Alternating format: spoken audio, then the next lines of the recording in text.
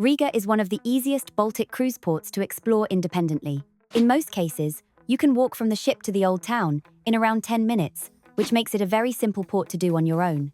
But there are still a few things you need to know before you arrive. So in this video, I'll go through 10 things you need to know about Riga Cruise Port, from where ships dock and what the port is like, to what to see in Riga on a cruise day. The first thing to know is that most cruise ships dock close to the center of Riga.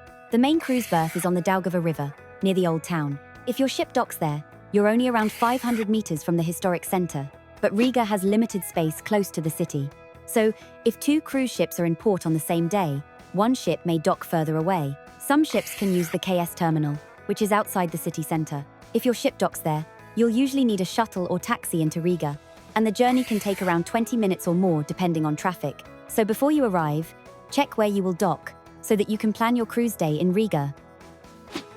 The second thing to know is that the cruise port area in Riga is very basic. If you're used to large cruise terminals, Riga may feel a bit different. The port area is very functional, with a flat pier, basic signage, security, and not much else. The location is the big advantage. The facilities are not. Hop-on, hop-off buses do pick up from here, and also if you are doing a shore excursion. But as everything is within walking distance, how basic the cruise port area isn't an issue. The third thing to know is that Riga is one of the easiest Baltic cruise ports to do independently. Once you're off the ship and heading towards the Old Town, the day becomes very straightforward. The historic center is compact, walkable, and full of things to see without needing to travel far. You've got cobbled streets, churches, squares, cafés, river views, markets, monuments, and some impressive architecture, all within a fairly small area. That's the big advantage of Riga on a cruise day. You don't need to book a full-day excursion just to feel like you've seen the city. The walk to the Old Town is short, mostly flat, and easy enough for most cruise passengers who are comfortable walking. The Old Town is compact, so once you're there, you can see quite a lot without covering huge distances. But there is one practical thing to be aware of. Riga has a lot of cobbled streets. They look lovely, and they're part of the character of the city, but they can be tiring after a few hours. They can also be slippery if it rains. So comfortable shoes really matter here. However, if you have reduced mobility, or you're traveling with a pushchair, the cobbled streets may make the Old Town harder to get around. There's plenty to see in Riga Old Town, and you don't need to walk far before you start reaching the main sites. As you walk in from the ship, one of the first main areas you can reach is Latvian Riflemen Square. This is a useful place to get your bearings, because it sits just outside the heart of the Old Town and leads you towards some of Riga's best-known sites. In the square, you'll see the Latvian Riflemen Monument. It's a striking red monument dedicated to the Latvian Riflemen, who were military units formed during the First World War. They later became closely linked with Latvia's complicated 20th century history, including the Russian Revolution and the years of Soviet influence. From there, you're very close to Town Hall Square. This is one of the main squares in the Old Town, and it's where you'll find the House of the Blackheads. The House of the Blackheads is one of Riga's most recognizable buildings, with its colorful front and detailed facade.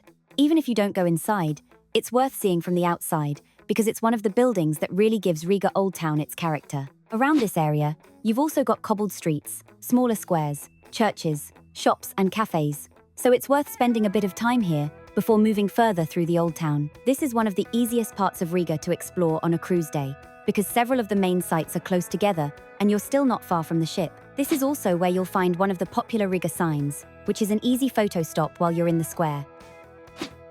One of the key landmarks in the Old Town is Riga Dome Cathedral. It's one of the symbols of the city, and it's especially known for its historic organ. The organ has thousands of pipes, and it's one of the most impressive things connected with the cathedral. If the timing works, the midday organ recital is worth knowing about. It's a good option on a cruise day because it gives you something different from just walking around and taking photos. You're still in the Old Town, so you don't need to travel out to a separate attraction, but it gives the day a more memorable stop.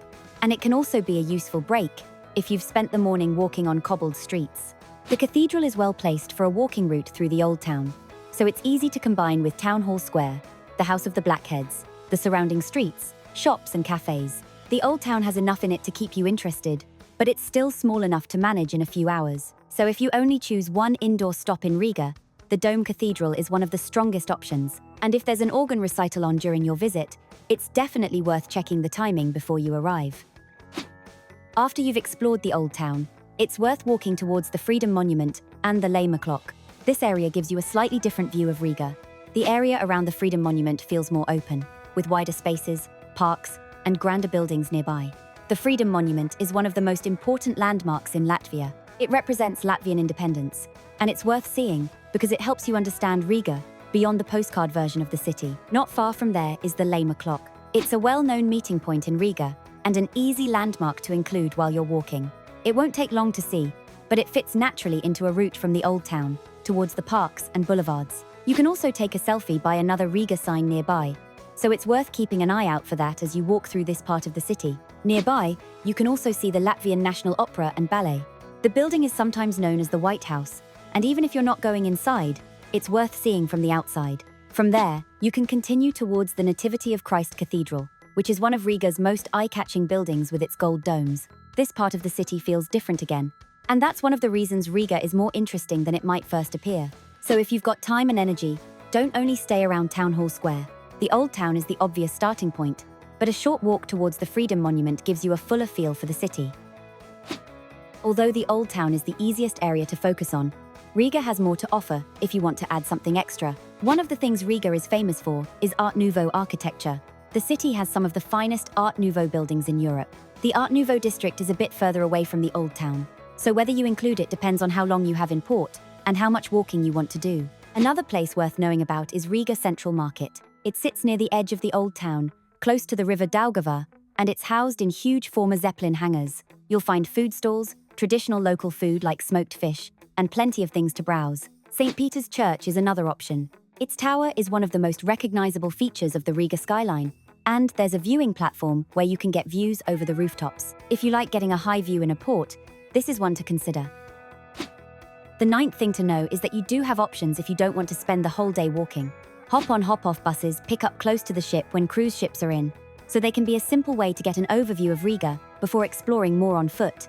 This can work well if it's your first time in the city, because you get a wider look at Riga without having to plan every street yourself. It's also useful if you want a break from walking, especially with the cobbled streets in the Old Town. Shore excursions are more useful if you want to go further afield, or if you'd prefer a guided day rather than exploring independently.